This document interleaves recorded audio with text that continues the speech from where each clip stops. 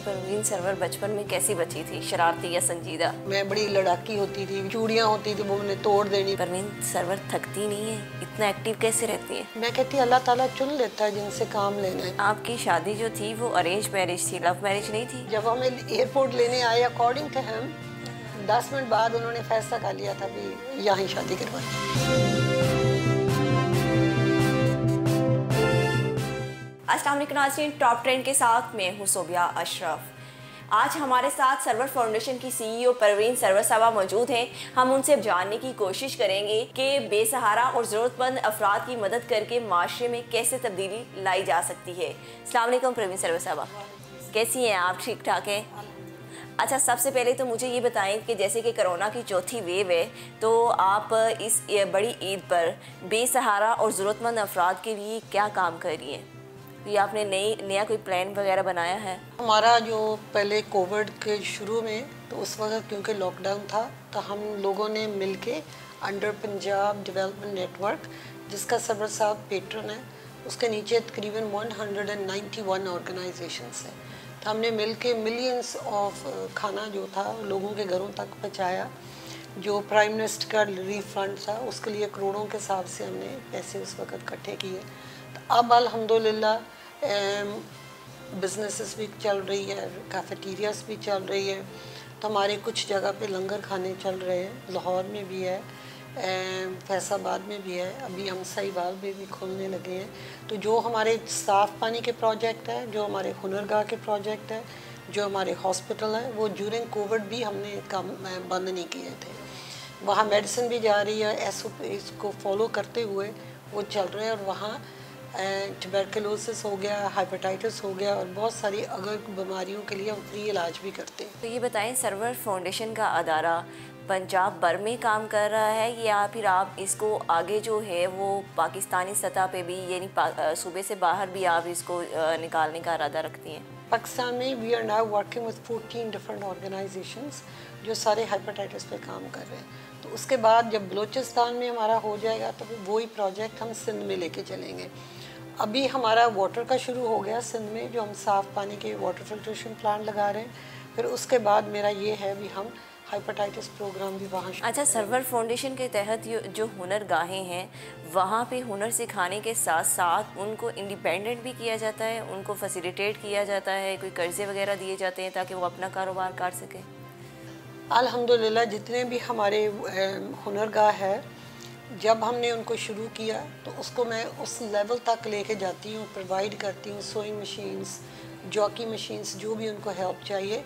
जब वो कमाने लग जाते हैं, पैसा उनको आने लग जाता है, फिर उसके बाद उनको मैं कहती हूँ आपने जो बच्चियाँ उनके लिए काम करती हैं उनको भी पैसे मिलते हैं और वो साथ साथ ट्रेन भी करती। जैसे अभी शादरा में 250 बच्चियों को मैंने सर्टिफिकेट्स देने, जो हमारी बच्चियां तैयार है, जिन्होंने अपने अपने कारोबार शुरू करने हैं, जो हमसे सीख के अपने घरों में उन्होंने काम शुरू कर लिया। तो सरवर फाउंडेशन ने अब तक जितने लोगों को हुनरगाहों में ट्रेनिंग दी, इमदाद की उनकी, अब तक कितने ख़ानदानों को, यानी कितनी ख़वातीन को आप जो है वो अपने पैरों पे खड़ा कर चुके हैं? 20,000 औरतें जो हमसे सीख के गई है। कुछ औरतों को उन्होंने कॉलेजेस में नौकरी मिल गई है, कुछ बच्चियों ने अपना बना के चीज़ें बेच के और उसके अलावा उसी पैसे से उन्होंने एजुकेशन में आ गई है। कुछ बच्चियों ने फास्ट फूड में उनको जॉब्स मिले जो कंप्यूटिंग सीखी है। So we train 20,000 women. ख़वातीन जो हमारा प्रोग्राम देख रही हैं वो ज़रूरतमंद भी हैं, वो हुनरगाह में आना चाहती हैं, तो वो क्या प्रोसीजर है, वो आपसे रब्ता करें कैसे? फ़ोन नंबर है, कोई हेल्पलाइन नंबर है? उनको कोई मुझे फ़ोन करने की ज़रूरत नहीं है। उनके हलके के अंदर अगर कोई हुनरगाह है तो बिला वजह वो चली जाएं वहाँ, without any fear, without any hesitation वहाँ चली जाएं। वहाँ जाके अगर उनके पास ज़्यादा बच्चियाँ होंगी तो वहाँ अपना नाम लिखकर और टेलीफोन नंबर दे आएँ। जब उनकी पहले वाली बच्चियाँ पास आउट हो जाएंगी तो नई बच्चियाँ आ जाएंगी, करके यही हम करते हैं। लाहौर में अभी आपकी कितनी हुनरगाहें हैं और कहाँ कहाँ हैं? 11 हुनरगाह है शादरा में, एक हमने गर्ल गाइड्स के साथ खोली है और एक चाइल्ड प्रोटेक्शन ब्यूरो में भी है। एक हमारा जो है आर्किटेक्चरल कॉलेज, एक उसमें हमने खोली है। और वहाँ की जो क्लीनिंग स्टाफ है, जो औरतें वहाँ की जो किचन में काम करती है, सफाई में काम करती है, अपनी ड्यूटी देने के बाद वो हुनरगाह में सिलाई सीख रही है और बहुत सारी औरतों ने सीख के घर जाकर उन्होंने अपनी बच्चियों को सिखा दिया है। और बहुत सारी औरतों ने एक मशीन घर में भी रखी है जो उनकी बच्चियां अब घर से कपड़े बना के आगे बेचती है। लाहौर में अब तक कितने वाटर फिल्ट्रेशन प्लांट्स लगाए जा चुके हैं? मेरे ख्याल से तकरीबन 26 to 28 सर्वर फाउंडेशन ने लगाया है। और I am proud to say that Sarwar foundation is the largest provider of clean drinking water in the whole of Pakistan to 2.2 million people daily. Women empowerment के लिए आप क्या काम कर रही हैं?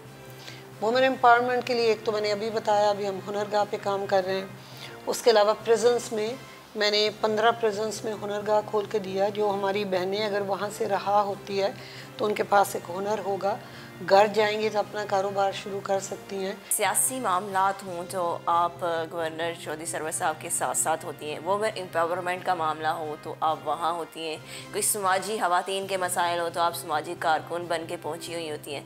परवीन सरवर थकती नहीं है? इतना एक्टिव कैसे रहती हैं?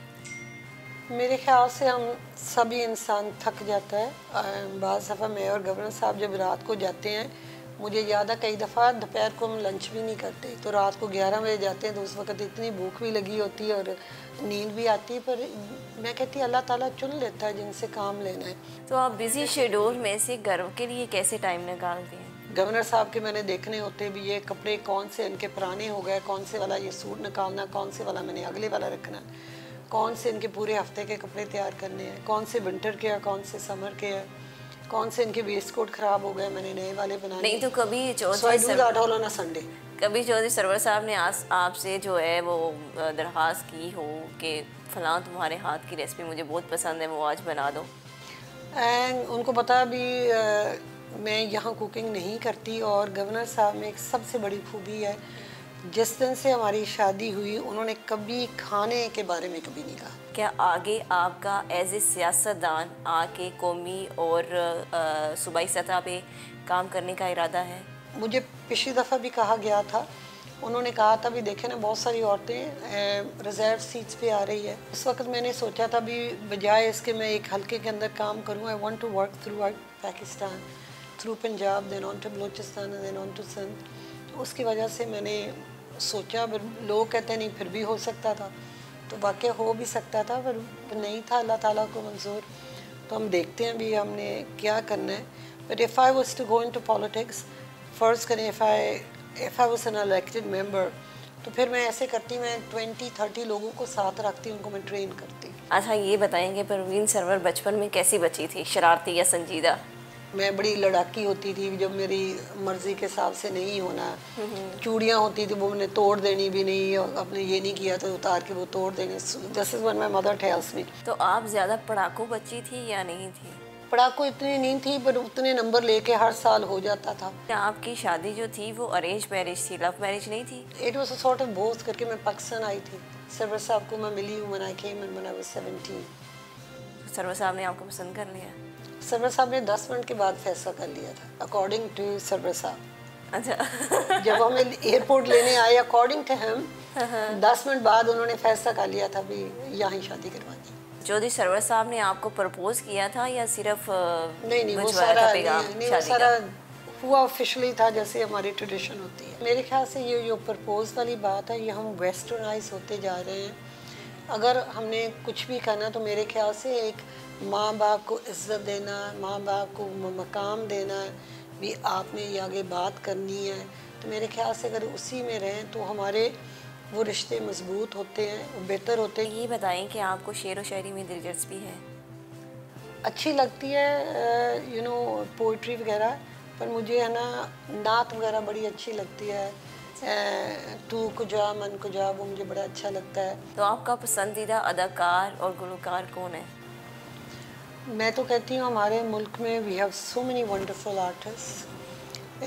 यू नो देखना, राहत फ़तेह अली खान है, फिर उसके बाद आतिफ असलम है, उसके बाद और बहुत सारे हैं। और जो उनको रिस्पेक्ट दूसरे मुल्कों में मिलता है, वो हमारे मुल्कों को छोड़ के दूसरे मुल्कों में जा रहे हैं। तो we should keep the cream of our country in our country. हमारे बहुत सारे डॉक्टर्स हैं जो उनको वो प्लेटफॉर्म नहीं मिलता, वो दूसरे मुल्कों में जा रहे हैं। तो we should try to keep the cream of our country in our country and then promote our country in a better way. सही हो गया। थैंक यू सो मच कि आपने हमें आज टाइम दिया। Thank you so much. जी नाज़रीन, आज आपने हमारा प्रोग्राम देखा कि ख़वातीन का माशरे की तरक्की में बहुत अहम किरदार है और हम अपने मसाइल का हल अपने वसाइल से ही कर सकते हैं। हमें अपने फीडबैक से ज़रूर आगाह कीजिएगा। लाइक, कमेंट और शेयर करना ना भूलिएगा। अल्लाह हाफिज़।